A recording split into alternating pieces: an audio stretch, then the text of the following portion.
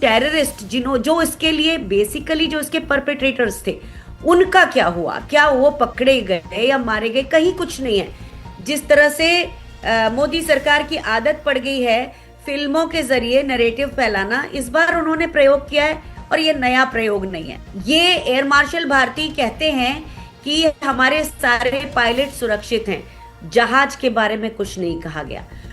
जैसे चोर की दाढ़ी में तिनका कहते हैं, कहीं ये तो नहीं है। ये एक बहुत अच्छा मौका था सरकार के लिए। तो उस शूटिंग में अगर वो 36 राफेल के ऊपर एक पूरा शॉट हो जाता तो सबका मूवी बंद हो जाता। तो इतना साफ समझ में आता है कि ये कहानी गढ़ी जा रही है। लेकिन हर एक हमारे सेना के जनरल्स जब बोल रहे हैं तो मुझे ऐसा लगता है उनके ठीक सामने एक टेलीप्रॉम्प्टर रखा है, जिससे एक भी शब्द इधर से उधर ना हो जाए। ऐसा लगता है सब कुछ एक ही जगह ठूंसने के चक्कर में तो ये स्क्रिप्ट, रिटन स्क्रिप्ट लगती है। क्या इस फिल्म को लेकर सवाल नहीं खड़े होंगे कि भाई आप ऐसी झूठी फिल्में क्यों दिखाते हैं? अच्छा, और ट्रंप वाली बात तो गायब ही है। तो वो खामियां बिल्कुल नहीं है, बिल्कुल पिक्चर परफेक्ट टाइप का एक प्रेजेंटेशन बनाया गया है। जो मिलिटेंट्स थे उनका क्या हुआ, उनकी कोई कहानी नहीं है। तो सरकार जब कोई जवाब नहीं दे पाती है, उसको लंबे तरीके से खींचती है और बाद में एक प्रोपेगेंडा फिल्म आपके सामने आ जाती है। कि हमारे तीनों सर्विंग चीफ, अभी नेवी के चीफ तो रिटायर हो गए, लेकिन तीनों सर्विंग चीफ को इसमें एक एक्टर की तरह बनाया गया और उनसे नैरेटिव्स जो कहना था सरकार को वो कहलवाया गया कि सिंदूर कैसे किसी का रख सकते हैं। इमोशनल इस तरह से ऑपरेशंस के नाम नहीं रखे जाते। अब देखिए यहाँ पे कितना बड़ा धोखा है उसके साथ। प्रधानमंत्री रख देते हैं नाम ऑपरेशन सिंदूर और उस सिंदूर का आज तक वो बदला नहीं ले गया। उसके बाद पाकिस्तान का रोल देखिए कैसे बढ़ा है।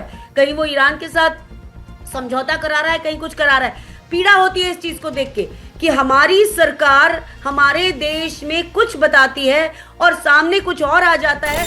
ऑपरेशन सिंदूर आपने देखा था कि पिछले साल हुआ था, जिसमें हमारे बहुत सारे लोग मारे गए। और उसके बाद जो भी ऑपरेशन सिंदूर में हुआ उसको मैं रिपीट नहीं करूंगी, लेकिन अब एक डीक्लासिफाइड डिस्कवरी पर एक सीरीज आई है, डीक्लासिफाइड फाइल्स ऑपरेशन सिंदूर करके। कई पार्ट्स में वो सीरीज है और उस सीरीज को कई लोगों ने देखा और समझने की कोशिश किया कि आखिर इस फिल्म में ऐसा क्या है कि पाकिस्तान ने ये कहा कि वो वन साइडेड है और बिल्कुल एक तरफा ये स्टोरी है। वो तो खैर पाकिस्तान का रिएक्शन है, लेकिन वाकई में क्या इस डीक्लासिफाइड ऑपरेशन सिंदूर वाली जो ये फिल्म है, इसने सच्चाई को कितना बयान किया है कि ऑपरेशन सिंदूर की सच्चाई क्या है, या केवल ये एक प्रोपेगेंडा फिल्म के रूप में है? इसमें बताया जा रहा है कि अजीत डोवल, डीजीएमओ, तमाम वो जो फोर्सेस के लोग उस समय मौजूद थे, क्योंकि ट्राई सर्विसेज ऑपरेशन था ऑपरेशन सिंदूर, तो उसके जवानों ने किस तरीके से जमीन पर काम किया और उतने घंटे में जब ऑपरेशन सिंदूर हुआ। आज उसी को लेकर हम बातचीत करेंगे। हमारे साथ कांग्रेस की नेता, प्रवक्ता और खुद जो एयरफोर्स में रह चुकी हैं, विंग कमांडर अनुमा आचार्य हमारे साथ जुड़ रही हैं। फिल्म मैंने तो नहीं देखी है, बट आई थिंक आपने पूरी फिल्म देख ली है।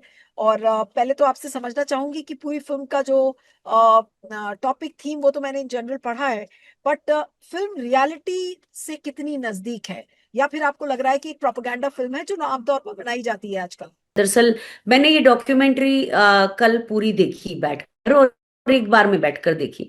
तो पूरी डॉक्यूमेंट्री देखने के बाद मुझे एक चीज समझ नहीं आई कि ये ऑपरेशन सिंदूर केवल एक आर्म फोर्सेस के ऑपरेशन की कहानी है, या इसका जो सरकार के ऑफिशियल नैरेटिव को मिलिट्री एस्टेब्लिशमेंट की क्रेडिबिलिटी के माध्यम से इसे स्थापित करना है। क्या ये केयरफुली स्ट्रक्चर्ड प्रेजेंटेशन, और इसकी सबसे बड़ी समस्या ये नहीं है कि इसमें ये कहानी क्यों दिखाई गई। समस्या ये है कि जिस कारण से ऑपरेशन सिंदूर शुरू होता है वो अंत तक गायब हो जाता है। वहां कोई नहीं बचता। जो कारण था वो खत्म। जो ऑपरेशन सिंदूर की शुरुआत क्यों हुई थी? 22 अप्रैल 2025 को जो पहलगाम में एक बहुत ही क्रूर टेरर अटैक हुआ था, उसमें 26 भारतीयों की, उसमें एक नेपाली भी थे, तो 25 और एक इनकी हत्या के बाद होती है। और इस डॉक्यूमेंट्री का जो अंत है, जो कंक्लूड करता है, उसमें वो 26 पीड़ित परिवारों में से एक भी परिवार ये नहीं कह रहा है कि हमको न्याय मिल गया। हमें लगता है कि जो हमारा व्यक्ति चला गया था हमसे छोड़कर, उसका बदला पूरा हुआ, या हम सेटिस्फाइड हैं। यहां तक कि ये भी नहीं है कि हमने उन टेररिस्ट जो इसके लिए बेसिकली जो इसके परपेट्रेटर्स थे, उनका क्या हुआ? क्या वो पकड़े गए या मारे गए? कहीं कुछ नहीं है। अब ये जस्टिस सर्व्ड उसमें कहा जाता है।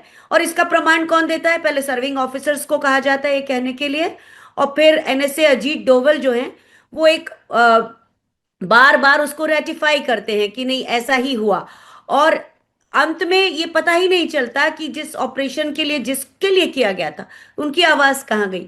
एक बात और है, देखिए अभी पिछले के पिछले महीने यानी कि आप कह जून के रही हैं अंतिम आप सप्ताह कह में, रही हैं अनुमा जी की शुरू से एक अंत तक जितने 26 लोग मारे गए थे, क्या उनका कहीं कोई जिक्र नहीं है? कोई उनकी पृष्ठभूमि उस फिल्म में नजर नहीं आ रही है कि भाई उनका उनके वजह से जो ऑपरेशन शुरू हुआ उसका कोई जिक्र नहीं है इस फिल्म में? इस फिल्म में छोटा जिक्र लेफ्टिनेंट हिमांशी मतलब लेफ्टिनेंट नरवाल की पत्नी हिमांशी नरवाल का आता है, जिन्होंने पहली बार आर्म फोर्सेस में खबर की थी। और एक वहां के जो शायद मेजर जनरल हैं वो बताते हैं उसके बारे में। और हिमांशी नरवाल में चूंकि आर्मी नेवी एयरफोर्स के तीनों चीफ बात कर रहे हैं और भी सीनियर ऑफिसर्स हैं, तो इसलिए हिमांशी नरवाल का जिक्र आता है, पर बाकी कोई खास जिक्र उन लोगों का नहीं है। और मुझे सबसे खराब ये लगा कि अभी जब जून के महीने में ये बता दिया गया कि 6 हमारे सिपाही सैन्य कर्मी उनकी जाने गई थी, उनकी शहादत हुई थी, तो ना उनके परिवारों की आवाज है, ना उनके लिए कोई गर्व की बात है, सम्मान किया गया है, वो कुछ भी नहीं है। और उनका नाम भले ही नेशनल वॉर मेमोरियल में दर्ज कर दिया है, लेकिन वो भी गायब नहीं है। तो जस्टिस सर्व्ड को बार बार एक सरकारी प्रतीक की तरह बोलने की कोशिश की जाती है। और कहीं पर भी ये नहीं है कि टेररिस्ट के इंफ्रास्ट्रक्चर को डिस्ट्रॉय करना ये एक आर्मी का ऑपरेशन की तरह आता है। और इसमें इतनी सारी चीजें हैं जो ऐसा लगता है सवालों के जवाब नहीं है। जिस तरह से मोदी सरकार की आदत पड़ गई है फिल्मों के जरिए नरेटिव फैलाना, इस बार उन्होंने प्रयोग किया है। और ये नया प्रयोग नहीं है, भारतीय सेना के तीनों चीफ और बहुत सारे सीनियर ऑफिसर्स के कंधों का इस्तेमाल किया है। लेकिन फिर सवाल वो होता है कि जैसे वायुसेना का सरप्राइज एलिमेंट खत्म कर दिया गया, तो उसका पूरा वो गायब है कि किस तरह से एस जयशंकर ने बोला था कि मैंने पाकिस्तान को बता दिया था कि हम आपके रिहायशी इलाकों में आपकी सेना पर कोई अटैक नहीं करने वाले, हम केवल जो आतंकवादी हैं उन, एक बहुत महत्वपूर्ण चीज सी गायब है उसमें से। एक बात ये, दूसरी बात, ये एयर मार्शल भारती कहते हैं कि हमारे सारे पायलट सुरक्षित हैं, जहाज के बारे में कुछ नहीं कहा गया, यूनिफॉर्म ऑफिसर से नहीं कहलवाया गया है ये। हालांकि एक officer air marshal Narmadeshwar Tiwari जो यूनिफॉर्म में नहीं है, अब रिटायर हो चुके हैं, वे ये जरूर कहते हैं कि हमारे सारे जहाज जो हैं वो सुरक्षित रहे। तो किसी यूनिफॉर्म ऑफिसर से ये बात नहीं कहलवाई गई है, एयर चीफ से ये क्यों नहीं कहलवाया जा सका? तो कोई भी आर्म फोर्सेस के ऑफिसर पॉलिटिक्स में उलझना नहीं चाहते। इसलिए मुझे लगता है कि ये जो एक बात थी जिसको हमारे सीडीएस तक ने शांग्रीला डायलॉग के समय में रॉयटर्स को दिए हुए इंटरव्यू में कह डाला था, वो चीज पूरी की तरह से गायब है। और नीलू जी एक चीज और आपको बताना चाहती हूँ, अब ये इसमें किसकी अंदर की कोई जैसे चोर की दाढ़ी में तिनका कहते हैं, कहीं ये तो नहीं है। क्योंकि पूरी फिल्म में जितने ज्यादा बार सुखोई 30 के ऑपरेशन दिखाए गए हैं, बमुश्किल मैंने राफेल को देखा नहीं, या मैं मिस कर गई मुझे नहीं मालूम, लेकिन सारे ऑपरेशंस जो है वो सुखोई 30 के दिखाए गए हैं, क्योंकि ट्विन फिन वाला जो बहुत एयरक्राफ्ट है वो आप बार बार दिखता है। आपने एक इम्पोर्टेंट पॉइंट बोला कि पूरी फिल्म में राफेल का कहीं जिक्र नहीं है या दिख नहीं रहे, केवल और केवल सुखोई। तो क्या सुखोई की मार्केटिंग कर रही थी ये फिल्म? नहीं नहीं, सुखोई हमारे पास बहुत संख्या में है। और शायद मुझे ऐसा लगता है कि अगर लॉसेस हुए थे, अगर हुए थे, तो सुखोई का लॉस नहीं हुआ होगा, मुझे ऐसा लगता है। ओके। क्योंकि अगर वो एयरक्राफ्ट दिखाते तो वो बार बार उसके ऊपर एक सवाल होता। ये एक बहुत अच्छा मौका था सरकार के लिए। एक बार ये जो विपक्ष बार बार पूछता है ना कि 36 में से कितने रफेल का नुकसान हुआ, तो एक बार पूरी फिल्म का मौका मिला था। आपने बहुत सारी इन्वेंट्री को एक जगह लाकर शूटिंग की, तो उस शूटिंग में अगर वो 36 राफेल के ऊपर एक पूरा शॉट हो जाता तो सबका मूवी बंद हो जाता और सरकार की तरह का स्पष्टीकरण अपने आप आ जाता। लेकिन मुझे एक चीज आपसे जरूर कहना है, ये बात नीलू जी, कि इसमें जो नितिन गोखले हैं वो एनडीटीवी के पुराने डिफेंस एनालिस्ट तो रहे हैं, लेकिन मैं उनको काफी समय से एक राइट विंग की तरफ झुका हुआ व्यक्ति पाती हूँ, और वो इसमें एक सूत्रधार की भूमिका निभा रहे हैं। और उन्होंने इसमें जो भी मुझे लगता है एडिटिंग की है वो ऐसी की है कि ये एक पूरी आपको कहानी लगती है। हालांकि ये बहुत साफ नजर आता है कि ये एक सिंबॉलिक प्रेजेंटेशन है सरकार की तरफ से। तो उस चीज को नितिन गोखले जहां जहां आते हैं वहां वहां वो और भी एकदम स्पष्ट होके सामने दिखने लग जाता है। मैं आपको बताऊंगी आगे, आपके सवाल आएंगे तो एक दो चीजें, या उसके पहले मैं आपको बता देती हूँ कि एक जगह ये होता है कि आसिम मुनीर ने, ये नितिन गोखले सुनाते हैं ये कहानी, कि आसिम मुनीर ने मार्को रूबियो को फोन किया और उसने फिर हमारे विदेश मंत्री को फोन किया अमेरिका से, और विदेश मंत्री ने ये कहा कि नहीं, ये हमारे दोनों के बीच की आपसी बात है, तो आप बीच में ना पड़े। तो फिर मार्को रूबियो वापस पाकिस्तान के जो आसिम मुनीर है उनको कहते हैं कि भाई ये दोनों के बीच की बात है, इसमें आपको बीच में नहीं पड़ना है, आप अपने डीजीएमओ से कहिए कि वो बातचीत करें। तो यहाँ एक जगह जब नितिन गोखले आते हैं वो एक नरेशन के रूप में, तो इतना साफ समझ में आता है कि ये कहानी गढ़ी जा रही है, उस समय लगता है। फिर आगे जो है उसमें ये है कि डीजीएमओ जो है वो ये कहते हुए दिखाए जाते हैं कि मुझे एक्सटर्नल अफेयर्स मिनिस्ट्री से कॉल आया और उन्होंने कहा कि बहुत ही फ्रेंटिकली डीजीएमओ पाकिस्तान आपको फोन कर रहे हैं। तो मैंने सोचा कि एक दो घंटे के बाद बात कर लूंगा, और मैंने जब चेक किया तो पता चला कि जो हमारा ड्यूटी ऑफिसर का रूम था उसमें एक दो घंटे से टेक्निकल स्नैग था, जिसके कारण हम वो कॉल रिसीव नहीं कर पा रहे थे। अब मुझे ना ये देखिए, एक तो हम क्या बता रहे हैं, फिर इससे हम ये बता रहे हैं कि मिलिट्री हेडक्वार्टर्स में जहां आप ऑपरेशंस के लिए बैठे हैं, आप जहां ये आपका बता रहे हैं पूरा कि युद्ध देश, चल रहा है, युद्ध चल रहा है और इतना बड़ा टेक्निकल स्नैग आपके सिस्टम में हो गया कि आप फोन ही नहीं उठा पा रहे हैं। हाँ, और आपको 2 घंटे तक उसका पता ही Exactly. नहीं है। मतलब मुझे बहुत ताज्जुब हुआ कि ये कैसा है। और फिर उसके बाद जो राजीव घई कहते हैं वो भी बड़ा ड्रामेटिक थिएट्रिकल लगता है बिल्कुल। उसमें वो कहते हैं कि मुझे पाकिस्तान के डीजीएमओ ने सर की तरह एड्रेस किया, क्योंकि मैं सीनियर हूं, उनको भी पता है कि उनको मुझसे सवाल पूछना है तो वो मुझे सर कहेंगे। ऐसी बातें जो एक आर्मी का जनरल जनरली नहीं बोलता इस तरह से। और फिर कहते हैं कि मुझे डीजीएमओ पाकिस्तान ने कहा कि तुमने हमें ब्रह्मोस से बहुत मार लिया है, अब तो तुम्हारी भी इच्छा पूरी हो गई होगी, मतलब इस तरह का एक है वो, कि तुम्हें अब ब्रह्मोस से हमने हमें खूब मार लिया है, अब एक काम करो, अब बंद कर दो प्लीज। मतलब वो रिक्वेस्ट करते हैं। तो इसी बात को बीच में नितिन गोखले का एक नरेशन आता है और उसके बाद यही बात अजीत डोवल से दोहरवाई जाती है कि अब तो हमें बहुत मार लिया आपने, अब आप इसको खत्म कर दीजिए। तो ये जो बात है ना, ये बहुत अजीब लगती है उसमें। अगर आप इसको निष्पक्ष होके बिल्कुल क्लियरली देखें तो ये आपको समझ में आता है। नहीं, लेकिन एक जी। सवाल मेरे जहन में आ रहा है आपकी बात सुनने के लिए, और मैं फिर से एक बार व्यूअर्स को ये बोलूंगी कि एक डिस्क्लेमर है, मैंने मूवी नहीं देखी है। मैं आपके नजरिए से जो आप बता रही हैं उसी के बेसिस पे मैं सवाल कर रही हूँ। जो राष्ट्रवाद का जो पूरा एक दावा था मोदी जी का, वो पूरा ध्वस्त होता हुआ नजर आया पिछले 1 सालों में, जब से ऑपरेशन सिंदूर खत्म हुआ। और खासकर जब डोनाल्ड ट्रंप ने कहा कि नहीं, मैंने सीज फायर करवाया टैरिफ्स के चलते, और उसके बाद की कहानी पूरे देश को पता है। लेकिन जो खोया हुआ राष्ट्रवाद की जो जमीन थी, जो मोदी जी की खो गई थी या बीजेपी की खो गई थी, क्या उस खोए हुए राष्ट्रवाद की जमीन को तलाशने की कोशिश की जा रही है इस फिल्म के जरिए? क्या आपको ऐसा लगा? दुनिया को पता चल गया कि भारत की क्या स्टैंडिंग है और भारत ने किस तरह से अपनी सॉवरेनिटी को बचाता है। तो पूरी दुनिया को कहाँ पता चला? उसके बाद तो आपने 33 देशों में अपने 52 प्रतिनिधि भेजे। तो क्या बात कर रहे थे वो? और ये बात नहीं समझ में आती कि ये सब इस तरह से क्यों कहा जा रहा है। ये कुछ भी ना स्पॉन्टेनियस रिफ्लेक्शन नहीं लगता है नीलू जी। ये हाईली स्ट्रक्चर्ड स्टोरी टेलिंग का एक संकेत देता है। और उसमें एक चीज जो मैंने नोटिस की, लेकिन हर एक हमारे सेना के जनरल्स जब बोल रहे हैं तो मुझे ऐसा लगता है उनके ठीक सामने एक टेलीप्रॉम्प्टर रखा है, जिससे एक भी शब्द इधर से उधर ना हो जाए। और जब वो बोल रहे हैं, हमारे शायद नौसेना अध्यक्ष को उसको पढ़ने में मुश्किल होती है, वो भी समझ में आता है क्योंकि वो एक एंगल पर देखते हैं और वो बड़ी आंखों को अपना संकुचित करके देख रहे हैं। तो इसका मतलब वो पढ़ रहे हैं, ये कहीं भी एक तरह की स्पॉन्टेनियस बात नहीं कोई ऑफिसर बता रहा है। अब जैसे सीडीएस है, जबरदस्ती इसमें एक एंगल डाल देते हैं। वो कहते हैं कि विमेन ऑफिसर्स जो है ना वो भी डिटर नहीं होंगी, हमने ये उनसे जो प्रेस कॉन्फ्रेंस कराई उसके उससे हमने ये संकेत दिया। कैसे दिया? क्या वो युद्ध में शामिल थी? वो तो लिखा हुआ नरेटिव पढ़ रही थी, जो आपने, नरेटिव नहीं बोलूंगी मैं उसे, लिखा हुआ डिटेल्स, तथ्य पढ़ रही थी जो आपको दिया गया था। तो इसमें विमेन ऑफिसर्स ने कैसे बताया कि वो डेटरेंस जो है उनके ऊपर कोई असर नहीं करेगा पाकिस्तान का? तो इस तरह की जब बातें होती हैं, ऐसा लगता है सब कुछ एक ही जगह ठूंसने के चक्कर में। और नितिन गोखले को उन्होंने एज अ स्टोरी टेलर बनाते बनाते हुए किया है, जिनका क्लियर क्लियर रुझान भारतीय जनता पार्टी की तरफ है।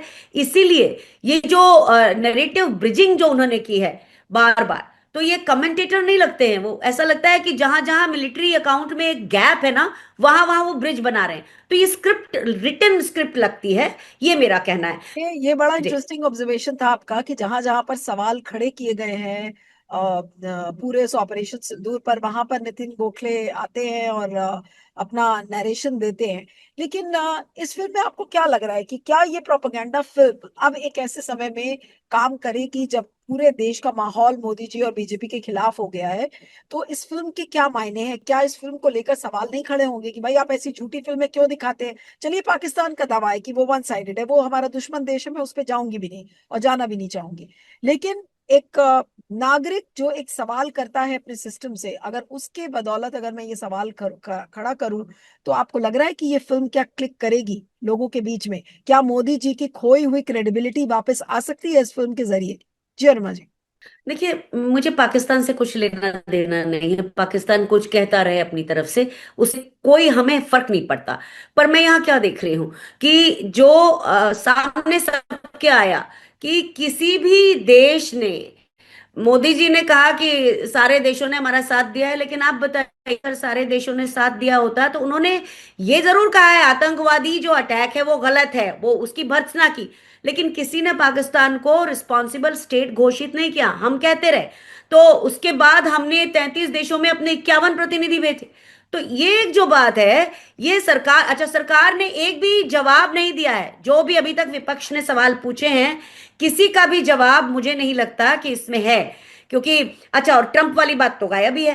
ट्रंप ने सबसे पहले, वो तो ट्विटर पे सबके सामने है, आप कितना भी किसी चीज को हटाएंगे। अब इसमें देखिए आखिरी में क्या दिखाया जाता है, जो हमारी मिलिट्री माइट है ना, आखिरी में आईएनएस विक्रमादित्य का वो प्लेटफॉर्म जिसमें नीचे उसके फाइटर्स रहते हैं, फाइटर एयरक्राफ्ट पार्क होते हैं, और उसमें नेवल चीफ को दिखाया कि वो प्लेटफॉर्म ऐसे ऊपर आता है, बिल्कुल स्टाइल, म्यूजिक, हर चीज है। आपने इतने सारे एडीजीपीआई बोलकर बहुत सारे फुटेज इस्तेमाल किए हैं, पर वो युद्ध के कम हैं। उसमें जो नॉर्मल एक्सरसाइजेज होती हैं उनके फुटेज ज्यादा हैं। तो मैं ये देख रही थी कि ये मोन्टाज की तरह क्या, मतलब करना क्या चाह रहे हैं। ऑपरेशंस की खामियां होती हैं वो भी बताई जाती हैं उसमें, और उन खामियों को कैसे दूर किया जाता है। अब यहाँ तो जो सीडीएस ने कहा था कि हमने शुरू में जो कुछ गलतियां की थी उनको हमने दूसरे तीसरे दिन सुधारा, तो वो खामियां बिल्कुल नहीं है, बिल्कुल पिक्चर परफेक्ट टाइप का एक प्रेजेंटेशन बनाया गया है। और उसमें भी जो कहानी में ये चीज है कि जो मिलिट्री, जो मिलिटेंट्स थे उनका क्या हुआ, उनकी कोई कहानी नहीं। आपने एक वीडियो गेम की तरह कहानी की, आपके देश पर, देश के लोगों को, नागरिकों को आतंकवादियों ने मारा, और आपने एक पूरा मिलिट्री गेम वहां पे जाके खेला, लेकिन क्या वो जस्टिस सर्व हुआ? कैसे वो लोग अंदर आए, इसका भी सवाल का जवाब नहीं है। क्या हमारे देश के एयरक्राफ्ट को कोई नुकसान हुआ? उसमें भी बार बार विमेन ऑफिसर्स को, एक विमेन ऑफिसर को जो में शामिल थी, और एक दो दूसरे, मुझे लगा स्क्वाड्रन लीडर है, आवाज से लगा कि नए विंग कमांडर हैं, तो ऐसे लोगों को उसमें शामिल किया, उनको पीछे से दिखाया है या उनके चेहरे पर अंधेरा किया गया है बिकॉज दे आर सर्विंग। वो एक अच्छी बात है, लेकिन कहने का तात्पर्य ये है कि ये नहीं बताया कि किस तरह से उनको पाकिस्तान के एयरक्राफ्ट का सामना करना पड़ा। बड़ा एक वीडियो गेम की तरह दिखाया कि वो आए हमारी तरफ और फिर वो चले गए, हम भी अपनी बॉर्डर के अंदर रह के हम करते रहे। तो कुल मिला के एक वीडियो गेम जैसी एक्सरसाइज दिखाने की कोशिश की, और जो हमारे फ्लॉज थे उसको तीन तीन बार, पहली बार आर्मी ऑफिसर से, दूसरी बार नरेटर जो कि नितिन गोखले हैं, और तीसरी बार अजीत डोभाल के ऊपर ऐसा डाला गया कि कंक्लूड वो कर रहे हैं, जो वो कह रहे हैं वो कंक्लूसिव रिमार्क है। इस तरह से इस फिल्म को मैंने देखा है जी। लेकिन अब जो एक आपकी बात सुनकर जो एक और जहन में मेरे सवाल आ रहा है कि जब देश का गृह मंत्री आपको किसी सवाल का जवाब नहीं दे पाता। आप याद करिए, हम लोग तो तब से, जब से ऑपरेशन सिंदूर हुआ था, तब से कितने डिस्कशंस करते रह गए, और बार बार हर डिस्कशन में ये सवाल निकल रहा था कि गृह मंत्री ये बताएं कि आखिर इंटेलिजेंस फेलियर था या नहीं था। कहाँ गए वो सारे आतंकवादी, कितने पकड़े गए? ठीक है, आपने कुछ को ढेर कर दिया, क्या असली आतंकवादी पकड़ा गया? आपने ये कह दिया कि नहीं। ऑपरेशन सिंदूर हो गया, हमने सारे आतंकी ठिकानों को ध्वस्त कर दिया, क्या न्याय मिल गया? आज तक वो सवाल हमें अमित शाह से उसका जवाब नहीं मिला। तो सरकार जब कोई जवाब नहीं दे पाती है, उसको लंबे तरीके से खींचती है, और बाद में एक प्रोपेगेंडा फिल्म आपके सामने आ जाती है। मुझे लग रहा है अब ये जो जेंजी प्रोटेस्ट हो रहा है, इस पर भी देखिएगा, कोई कोई ना कोई फिल्म मेकर आ जाएगा, चाटुकार फिल्म मेकर, जो मोदी जी की चाटुकारिता करता रहेगा, और आके इसी तरीके की कोई प्रोपेगेंडा फिल्म बना देगा। क्या मोदी काल में इन फिल्मों का उद्देश्य यही है कि जिन सवालों का जवाब सरकार नहीं दे पाती है, उन सवालों का जवाब अब ये फिल्में देती हैं, प्रोपेगेंडा फिल्म, ताकि लोग उस फिल्म को देखें, घोट कर पी ले और कह दे वाह मोदी जी आपने तो कमाल कर दिया। जी। देखिए, मुझे ना जो चीज सबसे मतलब उद्वेलित कर रही है वो ये है कि हमारे तीनों सर्विंग चीफ, अभी नेवी के चीफ तो रिटायर हो गए, लेकिन तीनों सर्विंग चीफ को इसमें एक एक्टर की तरह बनाया गया और उनसे नरेटिव्स जो कहना था सरकार को वो कहलवाया गया। क्या कोई भी देश का जागरूक नागरिक या देशभक्त अपने सेना अध्यक्षों पर सवाल खड़ा करेगा? कोई नहीं करेगा। और एक्टिंग लेकिन करने के लिए भी बोलेगा? आप तो एक लंबे समय में फोर्सेस में रही हैं मैम, आप मुझे ये बताइए कि कभी आज तक, पहले की सरकारें भी थी, क्या उन्होंने अपने ट्राई सर्विसेज चीफ से कभी कहा कि आप फिल्म में एक्टिंग करिए? ये तो अपने आप में ही एक तरीके से कितना बड़ा डिसरिस्पेक्ट है उनके पोस्ट को।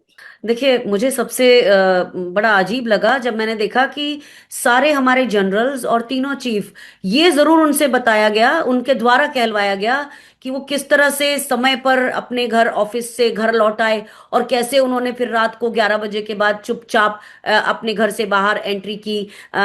हमारे एक शायद सीडीएस ने या चीफ, आर्मी चीफ ने ये बताया कि मैं पीछे का दरवाजा कभी इस्तेमाल नहीं करता, पीछे का गेट मैंने वहां से वो इस्तेमाल किया, सिवाय मेरे जो उस समय ड्यूटी पर तैनात था उसके अलावा किसी ने नहीं देखा। फिर एक हमारे सीनियर ऑफिसर ने बताया कि मैंने अपने पर्सनल जो ऑफिसर है ओएसडी, उसकी कार, पर्सनल कार में मैं चला गया। तो ये ऐसा लगता है कोई बड़ी खुफिया सी बात है। अब इसमें एक चीज और बोलते हैं हमारे आर्मी चीफ, वो कहते हैं कि पहले मुझे लगा कि इस ऑपरेशन का नाम ऑपरेशन सिंधु होगा क्योंकि इंडस वैली है इसलिए, पर जब प्रधानमंत्री कहते हैं कि नहीं इसका नाम सिंदूर ही होना चाहिए, मतलब किसी भी आर्म फोर्सेस के अधिकारी को इस चीज का बड़ा अजीब लगा होगा कि सिंदूर कैसे किसी का रख सकते हैं। इमोशनल इस तरह से ऑपरेशंस के नाम नहीं रखे जाते। जब उन्होंने सिंधु सुना तो उनको लगा ये ठीक बात है, सिंधु होना चाहिए क्योंकि इंडस वैली है। लेकिन प्रधानमंत्री ने कहा कि ये हमारे सिंदूर, जो महिलाओं का सिंदूर जो मिटाया गया है उसके ऊपर है। अब देखिए यहाँ पे कितना बड़ा धोखा है उसके साथ कि आज तक भी वे लोग जो आतंकवादियों ने हमला किया उनके बारे में सरकार ने एक बार झूठ जरूर बोला था। पिछले साल इन्हीं दिनों एक ऑपरेशन महादेव नाम का ऑपरेशन चलाया गया था। उस दिन संसद के मानसून सत्र का मेरे हिसाब से पहला दिन था, लेकिन मुझे ये याद है कि वो सोमवार था। उस दिन ये चलाया गया, भगवान शिव के एक तरह प्रतीक के रूप में ऐसा कुछ किया गया और कहा गया कि वो उसमें से 3 आतंकवादी मार दिए गए हैं। लेकिन उसी शाम 4 अगस्त 2025 की रक्षा मंत्रालय की एक प्रेस विज्ञप्ति है जो मैंने सेव करके रखी है, जिसमें उन्होंने कहा कि क्या वो आतंकवादी कौन है, क्या है, इसमें जो मीडिया कह रहे हैं उससे हमारा कोई ताल्लुक नहीं। यानी उन्होंने बिल्कुल मना कर दिया, झूठ बोलने से मना कर दिया। तो आप ये समझिए कि प्रधानमंत्री रख देते हैं नाम ऑपरेशन सिंदूर, और उस सिंदूर का आज तक वो बदला नहीं लिया गया। कौन कह रहा है बदला ले लिया गया? स्टेट कह रही है, राज्य कह रही है, सरकार जो कहना चाहती है वो कहा जा रहा है कि जस्टिस इज सर्व्ड। आर्मी के हैंडल से लिखवाया गया जस्टिस इज सर्व्ड, बार बार अजीत डोभाल 4 4 बार कह रहे हैं जस्टिस इज सर्व्ड। लेकिन दरअसल जो जिनके कारण ये हुआ था, जो पीड़ित हैं, जो विक्टिम है, उनकी आवाज कहाँ है? उनकी आवाज तो दब गई है स्टेट की आवाज में। तो अगर ये बहुत अच्छा होता कि उनसे भी बात करके उसे जोड़ा जाता। अब अगर जोड़ेंगे तो ये समझ में आएगा कि अब ये जबरदस्ती कराया जा रहा है, जैसा कि वो काफी जगह होता है। एक चीज और रीलू जी मैं बोलना चाहूंगी, जिन 2 महिला अधिकारियों को बार बार जिनसे रोज प्रेस ब्रीफिंग कराई गई, वो महिला अधिकारियों का कोई उसमें वर्डिक्ट नहीं है, कुछ बात नहीं कही गई है। तो आप ये सोचिए कि कौन कहना चाहता है, क्या कहना चाहता है, वही लोगों तक पहुंचे। और उसमें चूंकि आर्मी के आपने, सेना के हमारे अधिकारी डाल दिए हैं, वो इसमें पूरी तरह से ये बताता है कि जो सरकार कहना चाहती है बस वही पहुंचेगा। अच्छा हुआ मैंने आज ये फिल्म नहीं देखी और बिना देखे आपसे बात किया, क्योंकि अगर मैं अपना उसमें एनालिसिस डालती तो लोग ये कहते कि देखिए ये आर्मी के खिलाफ हो गई है नीलू व्यास। लेकिन अगर विंग कमांडर अनुमा आचार्य आज मेरे साथ बातचीत में ये बात कह रही हैं, तो वो एक प्रवक्ता होने के नाते नहीं बल्कि एक वुमन ऑफिसर जो कि फोर्सेस का हिस्सा रह चुकी हैं, और उनकी पीड़ा, उनका दर्द इस इंटरव्यू में झलक रहा है। अब एक आखिरी सवाल आपसे करूंगी अनुमा जी, कि इस फिल्म को देखने के बाद, and as an officer, let's keep aside all the politics and you are also a Congress spokesperson, let's keep that aside for a moment, लेकिन अगर आप को एक ऑफिसर के नाते अगर मैं कहूं तो आपके लिए सबसे पीड़ादायक सीन इसमें क्या थी? क्या ट्राई सर्विसेज के जो चीफ हैं उनका, उनको एक्टर बनाना, या फिर आपको लग रहा है कि क्या चीज, मतलब मैं आपके मुंह से सुनना चाह रही हूँ कि आपके लिए सबसे दर्द वाला पॉइंट इस फिल्म में क्या था?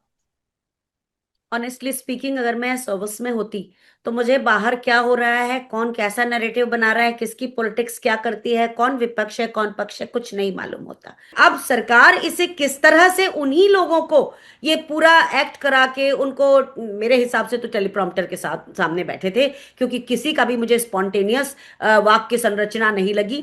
उन्होंने अगर थोड़ा बहुत उसमें पर्सनल भी डालने की कोशिश की है तो वो भी कैलकुलेटेड उनके जेस्चर्स लगे मुझे। लेकिन इसका मोल्ड कैसे हो रहा है, ये स्टेट की आवाज है कि सेना ने कर दिया। कहां गए लेकिन वो आतंकवादी, कहां है, कहां गए, कहां चले गए वो आतंकवादी? और कैसे साबित हुआ? आपने 33 देशों में 51 लोगों को भेजा, अपने सांसदों को, क्या साबित हो गया? क्या कोई खड़ा हुआ? उसके बाद पाकिस्तान का रोल देखिए कैसे बढ़ा है। कहीं वो ईरान के साथ समझौता करा रहा है, कहीं कुछ करा रहा है। पीड़ा होती है इस चीज को देख के कि हमारी सरकार हमारे देश में कुछ बताती है और सामने कुछ और आ जाता है। तो किसी भी देशभक्त को इसका दुख होगा कि कैसे पाकिस्तान को ज्यादा बढ़ावा मिल गया, और हम जो हैं अपनी बात कह रहे हैं तो उस पर भी लोग बाग बार बार सवाल उठाते हैं। मैंने अभी थोड़े दिन पहले एक डिफेंस एक्सप्रेस नाम की आर्टिकल में देखा था, जिसमें जो यूक्रेन से शायद पब्लिश होता है, एस्टैब्लिश्ड है, मैं आपको उसकी लिंक भेज दूंगी। उसमें ये लिखा था कि 6 एयरक्राफ्ट हमारे गिरा दिए गए। अब मैं उस पर बिल्कुल विश्वास नहीं करना चाहती, लेकिन हमारी सरकार अगर वो लाइन अप कर देती 36 राफेल, अरे क्या बिगड़ जाता? अनुमा जी, खुद डोनाल्ड ट्रंप ने भी तो कहा है कि भाई हमारे फाइटर प्लेन्स गिरे, अब कितने गिरे उसकी संख्या किसी को नहीं पता, ये तो डोनाल्ड ट्रंप ने भी कहा है अपने कई बार ट्वीट्स में। बिल्कुल। तो मैं किसी दूसरे देश के किसी जर्नल पर नहीं जाना चाहती, पर मैं ये चाहती हूं हमारी सरकार इस चीज को तथ्यपरक रूप में, बिना कोई भ्रम पैदा किए, बिना इसको उसको देशद्रोही वगैरह कहे हुए, सीधे सीधे लोगों के सामने रखे। लेकिन सरकार का ये उद्देश्य है क्या?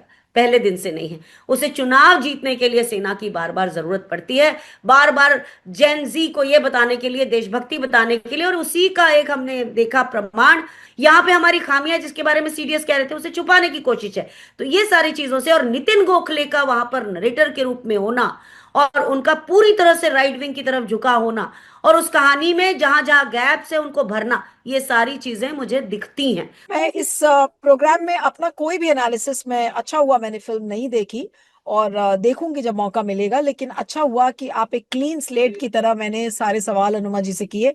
अनुमा जी विंग कमांडर रह चुकी हैं, हम फोर्सेस में खुद हिस्सा रही हैं, और उनको अगर आपने सुना है और उनके नजरिए से आपने अगर बातों को सुना है, तो आपको समझ में आएगा कि ये कितनी जेन्युइन फिल्म है, और क्या ये केवल एक प्रोपेगेंडा फिल्म है। और इसके अलावा खाली यही सवाल करूंगी ऑपरेशन सिंदूर को लेकर कि इंटेलिजेंस फेलियर का अभी तक कोई जिक्र, कोई जवाब नहीं मिला है। आतंकवादी कहाँ हैं, कितने मारे गए एग्जैक्टली, उसके अलावा क्या जो बाकी सवाल हैं वो वहीं पर जिंदा हैं। तो क्यों ये फिल्म बनाई गई? केवल प्रोपेगेंडा के लिए, मोदी जी के खोई हुई जमीन को वापस लाने के लिए? तो फिर ऐसी फिल्म्स की जरूरत क्या है? ना बने ऐसी फिल्म्स। मैं इसमें ये कहना भूल गई कि बैसरन वैली में लोग केवल पैदल जा सकते हैं, इसके ऊपर तो बहुत ज्यादा स्ट्रेस था इसमें।